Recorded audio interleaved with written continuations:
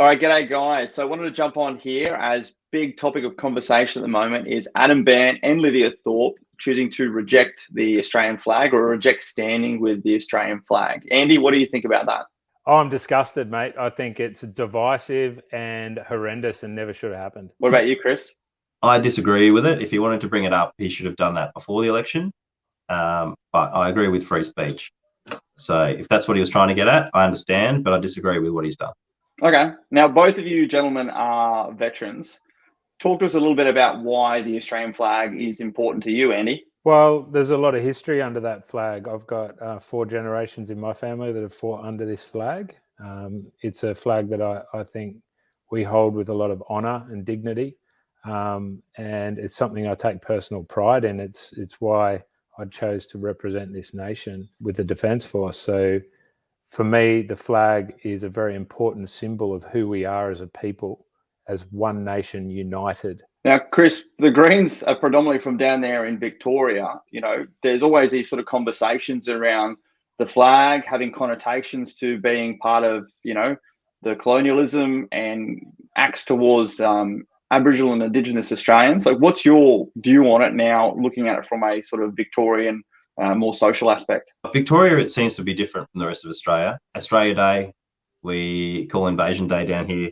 You've got Triple J's 100. They never want to have it on Australia Day anymore. It seems to be very divisive. Like, it's not the community elders that seem to be having this issue. It seems to be virtual signaling people from certain groups who are doing it to win votes by saying whatever it is they feel that people want to say. And it gets attention. So I understand why they're doing it, but I don't think it's the right thing to be doing. Why is that? Why don't you think it's the right thing to be doing? Because it seems to be one person going out on a limb and saying something, as opposed to, like, if they'd stood up with an elder who was saying these things, then it would bring a lot more credit than somebody who then, after they've been elected, said that, yeah, they lied about pledging allegiance to the Queen and all that sort of stuff just to get in, to then try and blow it up from the inside. So Veteran Support Force set up a survey to ask people what they thought about it. We've currently got close to 20,000 signatures, even a whole bunch of the comments we got from Indigenous First Nation leaders, also people who are Aboriginals and are veterans, and they've said exactly the same as you, Chris. You know, this does not represent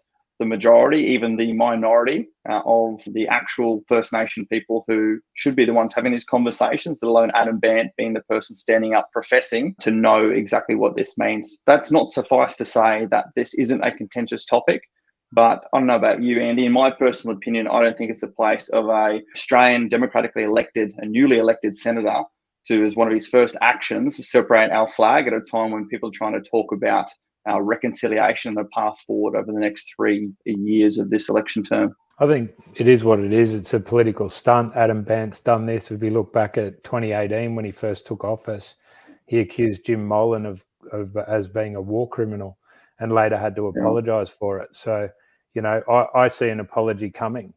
The guy is idiotic in what he's doing. It is divisive, no matter what side of the argument you're on. I believe there's a discussion there that can and needs to be had as a nation, but it's got nothing to do with creating division. He's in a position of leadership and he's not leading, he's dividing. So that is my big issue with it. When I see the Australian flag, it reminds me of friends and colleagues that we've lost, you know, that flag draped across their coffins as they're brought home, and then we lay them to rest.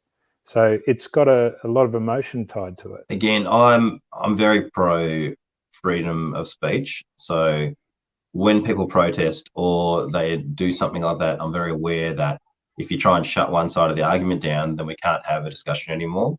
I just feel like there's better ways of going about it than just the current way that Adam Bandt and Lydia have been going about it. But on the flip side, it's got them all this traction. We're now speaking about it. The media give them far more attention than anyone else does. Like, I feel like it opened up a whole new argument to, does the means meet, you know, the end? In the Victorian election, do I just run around saying a whole bunch of outlandish statements that I can't achieve or have no interest in doing, and then after I get elected say, psych, that's not actually what I was all about? So I feel like it's a means to an end for her to get her point across. But has she duped, you know, 550,000 or whatever it was votes that she got into electing her for now 6 years for an agenda that she wasn't actually pushing during the election? Yeah, really good questions. Really, really good questions. Wouldn't you love to be able to go back to those who did vote one for Greens there in the Victorian Senate and ask them that question?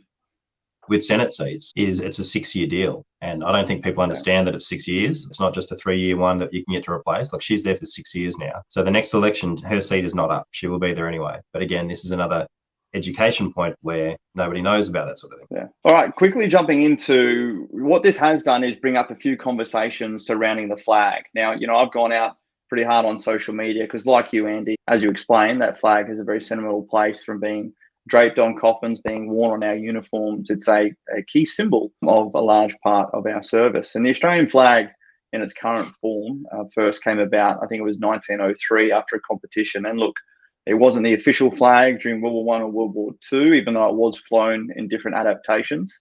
But particularly for our generation, my father's generation, my grandfather's career in Vietnam, like, that was the flag. And a lot of people still say that the Union Jack in the flag is that hurtful element, that is that symbol for the colonial actions of the British in taking over Australia from the First Nations peoples. But people now say, this calls for a revision of a flag, and there's all these conversations about reconciliation, Labor even appointing a assistant minister for the Republic.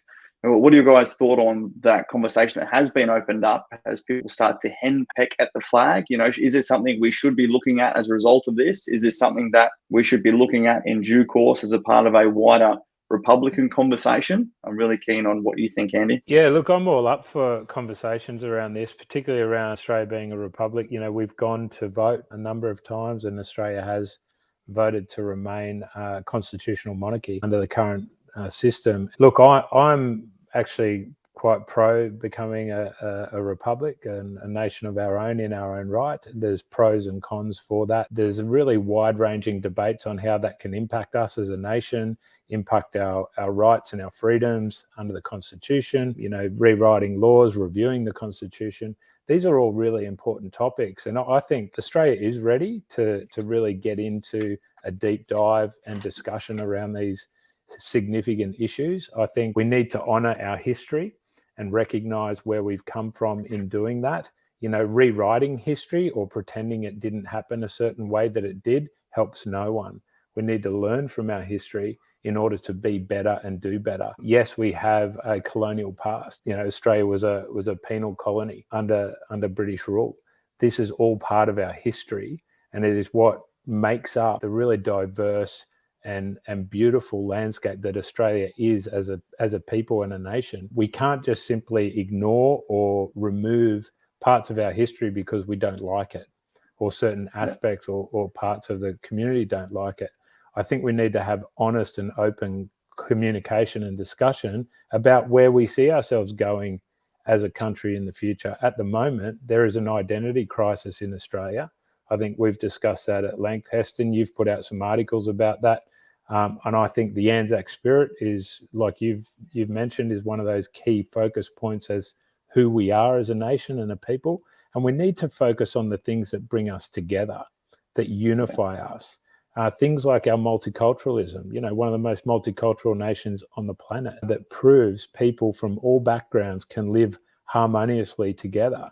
We have a very peaceful nation, and the people here are very wealthy. We've got great success. We've got amazing resources. We've got a great, massive expanse of land that can accommodate a growing population.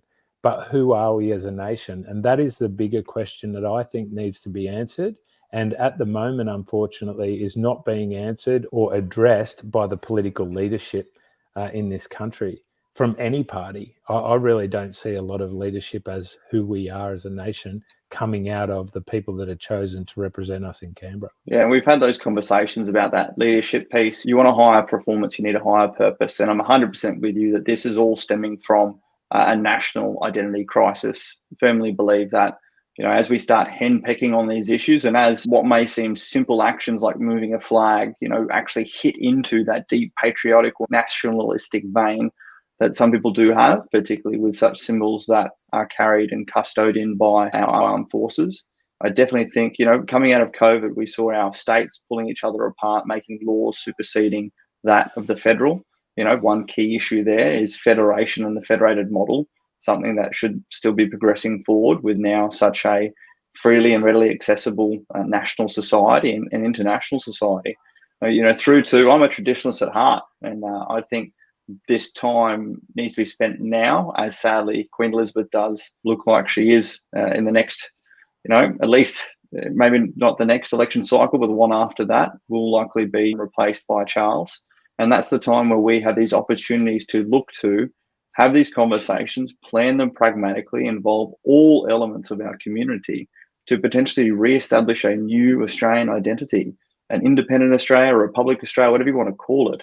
I think there's actually a tremendous opportunity. And I'm actually just afraid that actions like Adam Bandt and Lydia Thorpe, their pure petulance in approaching these topics had the potential to sabotage what might actually be a very constructive conversation that is then put to a referendum to the people and voted on logically as opposed to ideologically and emotionally. What are your thoughts on this whole piece, Chris? I'm with you on the Queen. I think as long as the Queen's in, I'm pro staying with the Queen. I am open to the Republic conversation, being that there's a lot of other good I think we can get out of that, like just the voting system in general. Like a lot of the major cities now are making all the decisions for regional. I do like how the Americans have the college sort of set up where there's regional have a certain amount of votes, city have a certain amount of votes. I'm also conscious that Victoria might be quite divided between metro and regional. Even just in the lockdowns, you can see, metro got locked down and they were pro it versus regional being out of it. And they're just like, what are we doing? I live 4 hectares from someone else. Is that really a thing?